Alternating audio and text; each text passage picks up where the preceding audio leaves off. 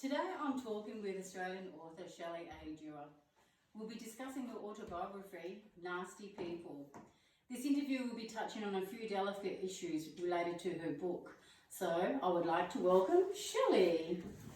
Hey, Bev. Here we go again. Yes, again. Yes. So tell me, what inspired you to write your story? There's a lot of things really. I wanted to, tell my story about a relationship that I went through, and also just to inspire people out there that are having a hard time, like I did, but not anymore. So what is the significance of the title? It covers a lot of things really. I had a lot of people do things throughout my life, and it wasn't very nice. So I just thought, well, to cover it all, I'll just call them nasty people. A really bold statement. Were there any key challenges you faced when writing the book? Key challenges were coming to terms with my emotions and all the things that happened to me throughout my life, and the good and the bad. But they were mainly the challenges, just to deal with it all again and to face my fears. That must have been really hard. Yeah, it was at times. Yeah. So what was one of the hardest things to write about in the book? Probably the hardest things was to relive the violence that I saw throughout, my childhood, especially towards my mother. And it took a long time to deal with, but I got there. Yeah, I got there in the end. Yeah. Does anybody in this book hold a special place in your heart? And if so, why? Yes, my first girlfriend. We are still very good friends. And yeah, it was a shame for it to end the way it did, but it is what it is. But I still, I still hold that, that love for her. Yeah. So, okay. But a different type of love. Yeah. Yeah. So what age did you realise? What age were you when you realised you were gay? Very young, probably about 4 or 5. Really? Yes. Yeah. Ooh. You just know. It's not a certain, it's not as if you wake up one day and you go, oh, I'm gay. I knew right from word go, virtually. Yeah. So when was your first encounter with a woman? Well, I was 21, and and it was it was nice. Yeah. Did you have any other relationships prior to? I did. Funny enough, I had them with men. But I never really. I was in relationships with them, but I never really got intimate because I sort of didn't want that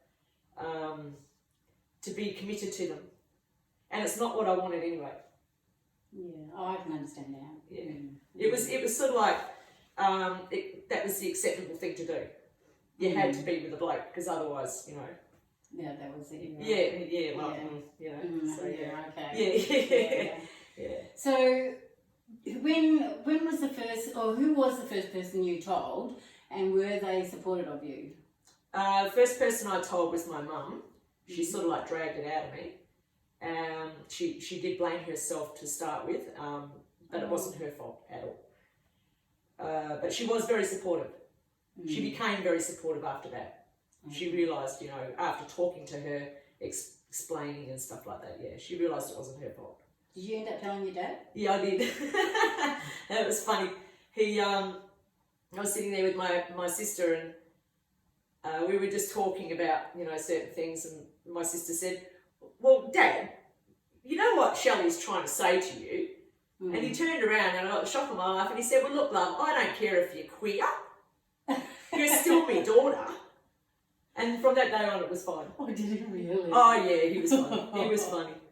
What do you think about those that are still too afraid of not being accepted for who they are? I feel really, really sad for them, because if they only knew how easy it was to come out and be accepted, that they don't, I feel, yeah, like they're like suffocating within themselves, and it's not right. No, They should be able to come out and be who they are. What do you think about parents that don't accept their gay children? I feel very sad for them too, because you know, if a parent turns away from their own child, to me they have failed as a parent. And you know, they don't know what psychological things that does to their child, and this is why, you know, they go and, you know, do harm to themselves and commit suicide and stuff like that, because they're not accepted even by their own family. You do hear a lot of stories like that. Absolutely. What do you think about the term, sorry about this, poofta bashing, and why do you think people do it? Poofta bashing, in my mind, is disgusting. I feel that they have the perpetrator is a, if that's the word, I don't think. To me, they're the ones that are in denial. They don't see in somebody else, they don't like what they see in somebody else, what they see in themselves. And to me, they've got that gay in them as well, and they don't like it.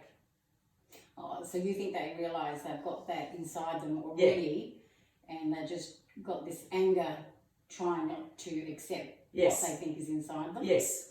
It's like when I was younger, I used to go around, you know, calling lesbians dykes and stuff like that. But I was one myself. Oh, really? Well, you know, I was gay. Yeah, it was easy to push it onto them and take the limelight away from myself. Yeah. Oh, okay. Yeah, and somehow I didn't like what I had, you know, what I was. But, you know, eventually. And at what age did you learn the power of the voice to speak up? I was probably around about 28. I had turned my fear into people finding out, into making it acceptable by being funny. Like this one particular person, he'd come up and he'd say, "Oh, Shell, you know, how about going out with me and stuff?" And I said, "Well, if you've got a skirt, that'll be good." You know, and he just stood back and he didn't know what I was saying to start with, and he just started laughing. He said, "Oh, fair enough." And from that moment on, it clicked in my head, that's how I have to, you know, treat this. That's a good way of doing it then. Yeah. It's sort of like showing a lot of anger. Yeah. I think that's... and people can't talk behind your back. If you're out there... Being right up front. Right up front, they can't sit there and talk behind your back and gossip and stuff like that. Can you tell me the message you're trying to achieve in your book? To be yourself. Don't, you know, we live every day, we die once. And don't live, you know, your life for somebody else. You've got to live it for yourself. Whether people accept you or they don't, you've still just got to get ahead in life and just do what makes you happy. That's a good way of looking at things. Yes. So how did you feel when you finally finished writing this book? Well, funny enough, the day I sat there and finished it, I had tears just rolling down my face, because it was like this great big relief, and you know, everything had just been offloaded, and it was like I had vented everything that had happened to me in the past, and it had gone. I had closure, and I didn't have to relive that anymore. It's gone. So, it's a good way to get closure of absolutely, of those sort of emotions. So how long do we have to wait for the sequel, Did I Break a Mirror? It's in the makings now. I'm sort of like probably a third of the way through it. It's a very emotional, probably a bit of a disturbing book about a relationship I had, the last one, and it's taking its toll. So I've got to be like really focused. So probably, hopefully, another 6 months. Fantastic! Can't wait for it to come out. So if you haven't already read Shelley's book, Nasty People, you can grab a copy either in Kindle or paperback on all major online bookstores. You may cry at times, you may also laugh. This book will not disappoint. I'd like to thank you again, Shelley, once again, Thanks, for our little interview. It's very fun, isn't it, as usual? It has. All